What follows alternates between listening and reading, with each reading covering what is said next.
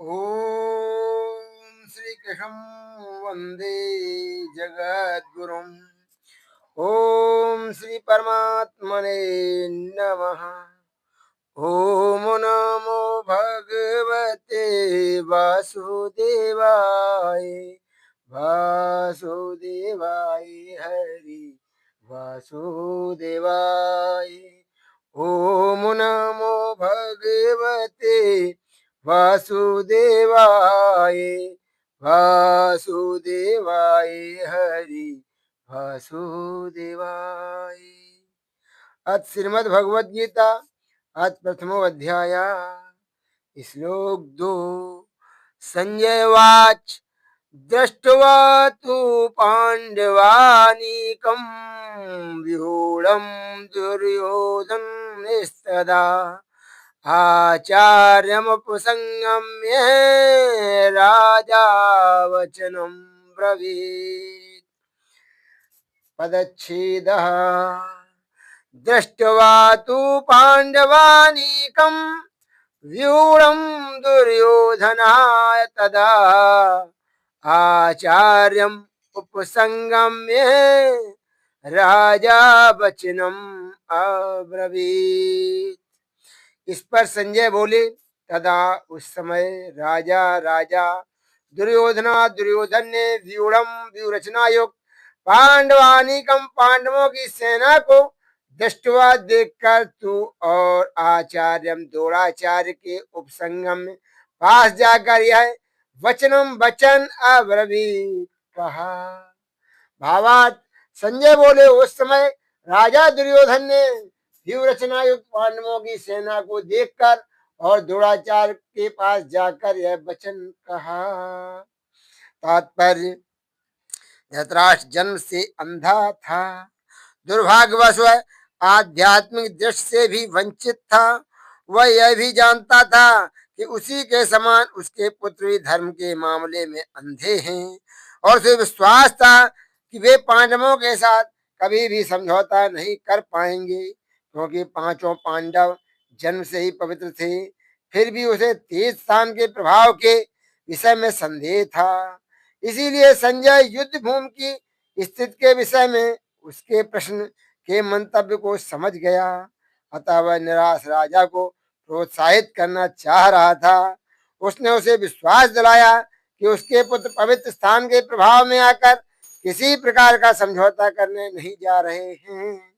उसने राजा को बताया कि उसका पुत्र दुर्योधन पांडवों की सेना को देखकर तुरंत अपने सेनापति द्रोणाचार्य को वास्तविक स्थिति से अवगत कराने गया। यद्यप दुर्योधन को राजा कहकर संबोधित किया गया है, तो भी स्थिति की गंभीरता के कारण उसे सेनापति के पास जाना पड़ा। अतएव दुर्योधन राजनीतिक बनने के लिए सर्वथा उपयुक्त था, किंतु जब उसने पांडवों की व्यूह रचना देखी तो उसका यह कूटनीतिक व्यवहार उसके भय को छिपा न पाया।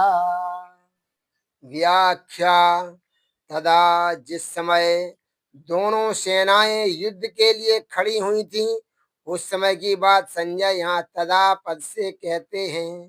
कारण कि धृतराष्ट्र का प्रश्न युद्ध की इच्छा वाले मेरे और पांडु के पुत्रों ने क्या किया, इस विषय को सुनने के लिए ही है। दृष्टवा पांडवानीकम व्यूढ़म, पांडवों की वज्र व्यूह से खड़ी सेना को देखने का तात्पर्य है कि पांडवों की सेना बड़ी ही सुचारू रूप से और एक ही भाव से खड़ी थी।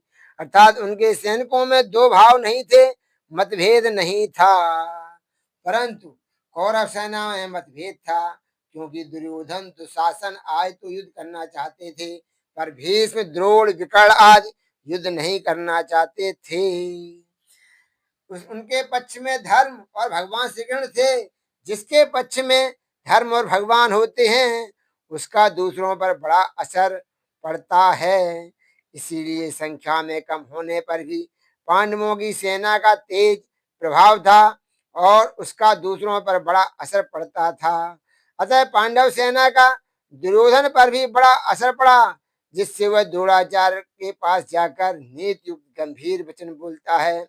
राजा दुर्योधना, दुर्योधन को राजा कहने का तात्पर्य है कि धृतराष्ट्र का सबसे अधिक अपनापन मोह दुर्योधन में ही था।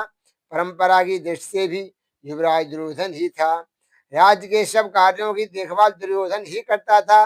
धृतराष्ट्र तो नाम मात्र के राजा थे, युद्ध होने में भी मुख्य हेतु दुर्योधन ही था। इन सभी कारणों से संजय ने दुर्योधन के लिए राजा शब्द का प्रयोग किया।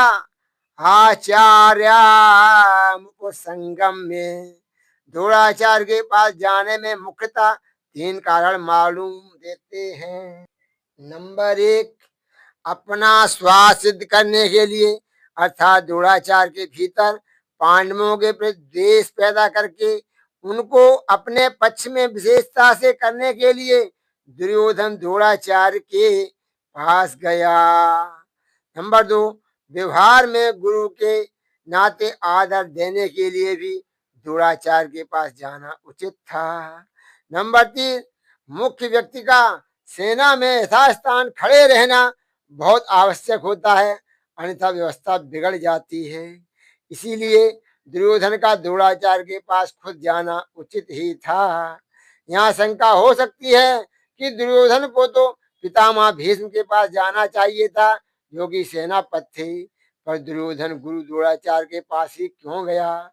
इसका समाधान यह है कि द्रोण और भीष्म दोनों उभय पक्षपाती थे, अर्थात वे कौरव और पांडव दोनों का ही पक्ष रखते थे। उन दोनों में भी द्रोणाचार्य को ज्यादा राजी करना था, क्योंकि द्रोणाचार्य के पास दुर्योधन का गुरु के नाते तो स्नेह था, पर कुटुंब के नाते स्नेह नहीं था, और अर्जुन पर द्रोणाचार्य की विशेष कृपा थी। अतः उनको राजी करने के लिए दुर्योधन का उनके पास जाना ही उचित था। व्यवहार में भी यह देखा जाता है कि जिसके साथ स्नेह नहीं है, उससे अपना स्वार्थ सिद्ध करने के लिए मनुष्य उसको ज्यादा आदर देकर राजी करता है। दुर्योधन के मन में भी यह विश्वास था कि भीष्म जी तो हमारे दादाजी ही हैं, अतः उनके पास न जाके तो भी कोई बात नहीं। न जाने से अगर वे नाराज भी हो जाएंगे तो मैं किसी तरह से उनको राजी कर लूंगा। कारण कि पितामह भीष्म के साथ दुर्योधन का कौटुंबिक संबंध है, स्नेह था ही। भीष्म का भी उसके साथ कौटुंबिक संबंध और स्नेह था। इसीलिए भीष्म ने दुर्योधन को राजी करने के लिए जोर से शंख बजाया। पहले अध्याय का 12वां श्लोक वचनम ब्रवीत, यहाँ अब्रवीत कहना ही पर्याप्त था, क्योंकि अब्रवीत क्रिया के अंतर्गत ही वचनम आ जाता है, अर्थात दुर्योधन बोलेगा तो वचन ही बोलेगा। इसीलिए यहाँ वचनम शब्द की आवश्यकता नहीं थी।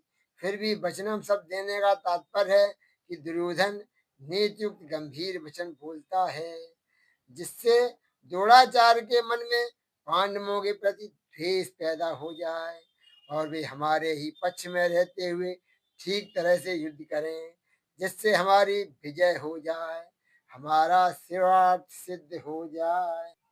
प्रश्नोत्तरी प्रश्न, दुर्योधन को राजा कहने का क्या अभिप्राय है?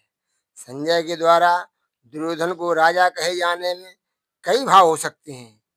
नंबर 1, दुर्योधन बड़े वीर और राजनीतिज्ञ थे तथा शासन का समस्त कार्य दुर्योधन ही करते थे। नंबर 2, संत सभी को आदर दिया करते हैं और संजय संत स्वभाव के थे। नंबर 3, पुत्र के प्रति आदर सूचक विशेषण का प्रयोग सुनकर धृतराष्ट्र को प्रसन्नता होगी।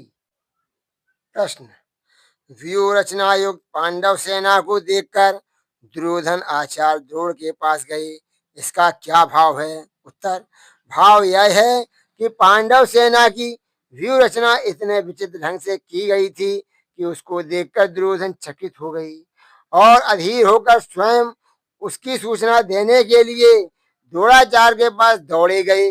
उन्होंने सोचा कि पांडव सेना की व्यूह रचना देख सुनकर धनुर्वेद के महान आचार्य गुरु द्रोण उनकी अपेक्षा अपनी सेना की और भी विचित्र रूप से व्यूह रचना करने के लिए पितामह को परामर्श देंगे। प्रश्न, दुर्योधन राजा होकर स्वयं सेनापति के पास क्यों गए? उन्हीं को अपने पास बुलाकर सब बातें क्यों नहीं समझा दी? उत्तर, यद्यपि पितामह भीष्म प्रधान सेनापति थे, परंतु कौरव सेना में गुरु द्रोणाचार्य का स्थान भी बहुत उच्च और बड़े ही उत्तरदायित्व का था। सेना में जिन प्रमुख योद्धाओं की जहां नियुक्त होती है, यदि वे वहां से हट जाते हैं तो सैनिक व्यवस्था में बड़ी गड़बड़ी मच जाती है। इसीलिए द्रोणाचार्य को अपने स्थान से न हटाकर दुर्योधन ने ही उनके पास जाना उचित समझा।